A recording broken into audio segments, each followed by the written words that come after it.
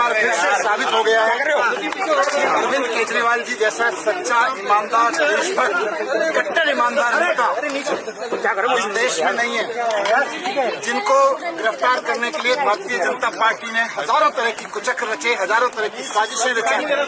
एक कट्टर ईमानदार आदमी को, काम करने वाले आदमी को, जनता के दर्द की, जनता की जिंदगी को संवारने के लिए जो काम कर रहा था, उनको उठा के जेल में डाला। इससे बड़ा पाप लोकतंत्र के इतिहास में नहीं हुआ। आज ऑनरेबल सुप्रीम कोर्ट को हम नमन करते हैं, उनको सलाम करते हैं, उनका धन्यवाद करते हैं। हम इस देश के संविधान का धन्यवाद करते हैं, बाबा साहब का धन्यवाद करते हैं, जिनके बदौलत आज सच्चाई की जीत हुई है। और ये खाली सच्चाई की जीत की बात नहीं है, झूठ भी एक्सपोज हुआ है।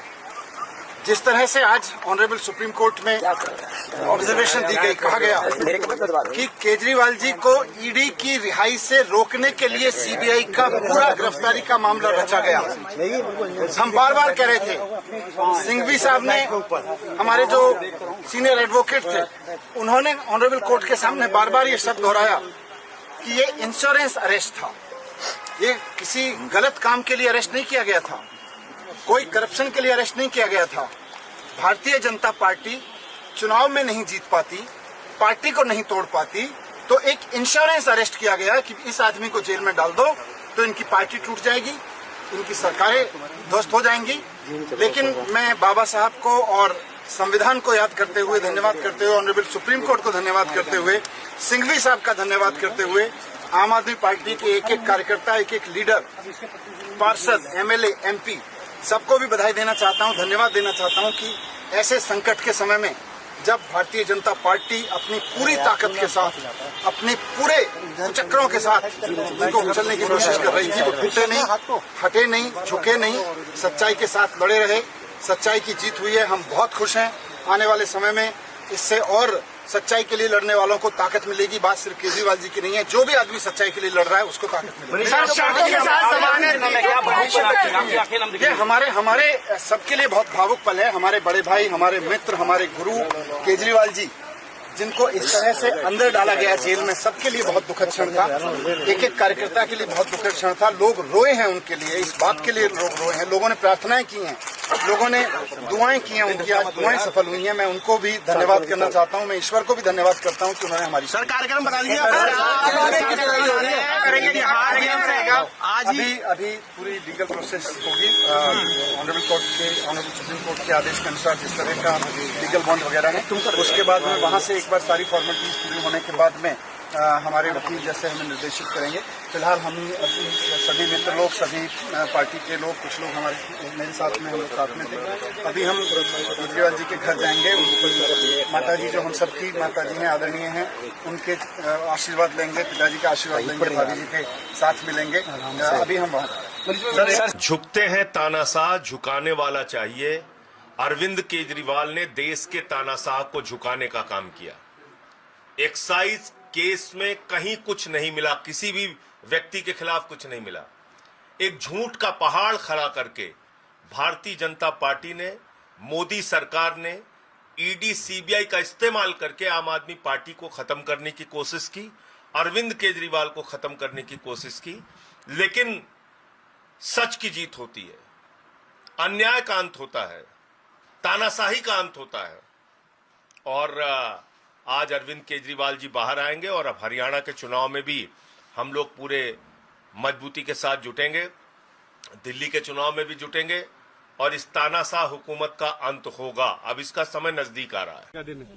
निश्चित रूप से न सिर्फ पार्टी के लिए बल्कि पूरे देश के लिए, हर उस व्यक्ति के लिए जो प्रजातंत्र पर भरोसा करता है और इंडियन जुडिशरी पे भरोसा करता है, मुझे लगता है कि सत्य की जीत हुई है और आगे भी सत्य की जीत होती रहेगी।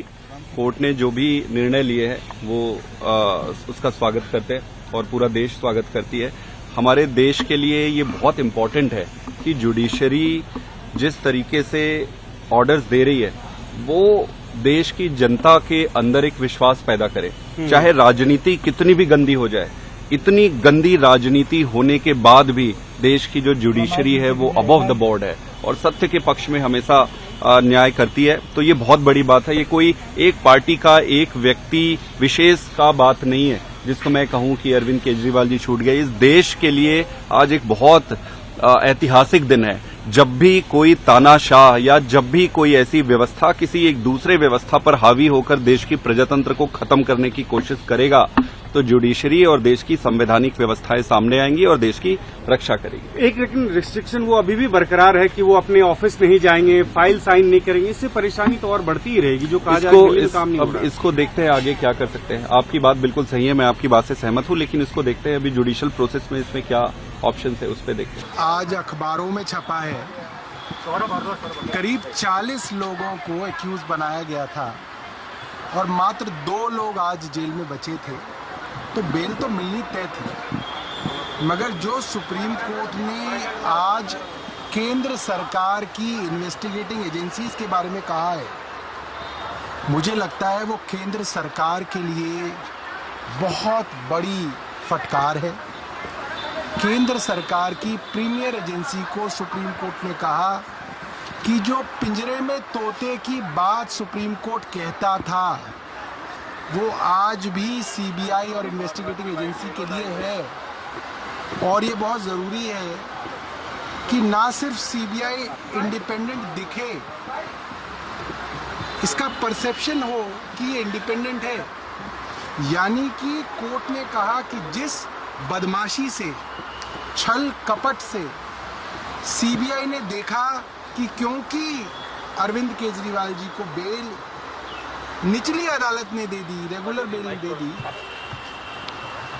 तो भाग के 22 महीने तक जिसको गिरफ्तार नहीं किया उसको जाके झपट के गिरफ्तार किया। ये सुप्रीम कोर्ट ने कहा। सुप्रीम कोर्ट ने कह दिया कि पूरी की पूरी केंद्र सरकार की इन्वेस्टिगेटिंग एजेंसी अरविंद केजरीवाल को जेल में रखने के लिए ये सारे षड्यंत्र कर रही थी। ये बात सुप्रीम कोर्ट की बेंच कह रही है। सुप्रीम कोर्ट की बेंच ने यहाँ तक कह दिया कि क्यों मुख्यमंत्री के ऊपर ये कंडीशंस लगाई गई हैं कि वो सचिवालय नहीं जा सकते, फाइलें साइन नहीं कर सकते, मेरी समझ के बाहर है। मगर क्योंकि दूसरी बेंच ने ये कंडीशंस लगाई हैं, इसलिए इसके ऊपर हम ज़्यादा टिप्पणी नहीं करना चाहते हैं। अपनी पार्टी को और ताकत मिलेगी और पार्टी का एक कार्यकर्ता होने के नाते दिल्ली और पंजाब और पूरे देश भर का एक नागरिक होने के नाते मैं तहे दिल से स्वागत करता हूं इस फैसले का। और बस एक ही चीज़ कहना चाहता हूं इस भावुक लम्हे में कि वेलकम बैक अरविंद केजरीवाल। लेकिन जमानत जो मिली है कुछ शर्तों के साथ मिली है और बीजेपी लगातार आरोप लगाती रही है, खासकर अरविंद केजरीवाल को लेकर कि भ्रष्टाचार में लिप्त हैं।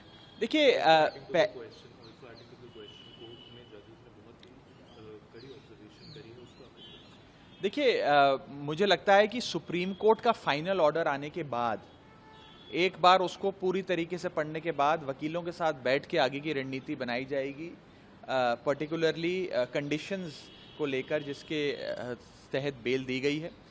अभी क्योंकि एक अंश ही सुप्रीम कोर्ट का ओरली पढ़ा गया कोर्ट में, तो उस पर मैं विस्तार से टिप्पणी नहीं करना चाहूँगा। एक बार जजमेंट की कॉपी मिल जाए, मुख्यमंत्री जी रिहा हो जाएं और उसके बाद वकीलों के साथ बैठकर आगे की रणनीति बनाएंगे। लेकिन मोटे मोटे तौर पर आज उनकी रिहाई के इस आदेश से केवल आम आदमी पार्टी में नहीं बल्कि दिल्ली और देश में एक खुशी की लहर दौड़ गई है और एक लंबे संघर्ष के बाद अरविंद केजरीवाल जी लौट रहे हैं। लगता है कि बहुत ज़्यादा समय तक झूठ के दम पर आप सच को कैद नहीं कर सकते। आखिरी सवाल कि अरविंद केजरीवाल के रिहाई के बाद हरियाणा में जो चुनाव हो रहे हैं उसका उस चुनाव पर भी असर होगा? नहीं, देखिए जाहिर तौर पर अरविंद केजरीवाल जी अब हरियाणा की चुनाव जो है उसकी बागडोर संभालेंगे। आम आदमी पार्टी हर चुनाव, दिल्ली हो, पंजाब हो, गुजरात हो या फिर आने वाला हरियाणा का चुनाव हो, वो सब अपने नेता, अपने राष्ट्रीय संयोजक अरविंद केजरीवाल जी की अध्यक्षता में लड़ती आई है। ये मेरा विश्वास है कि आते ही वे हरियाणा चुनाव में शिरकत भी लेंगे और उसकी कमान संभालेंगे आम आदमी पार्टी की ओर से।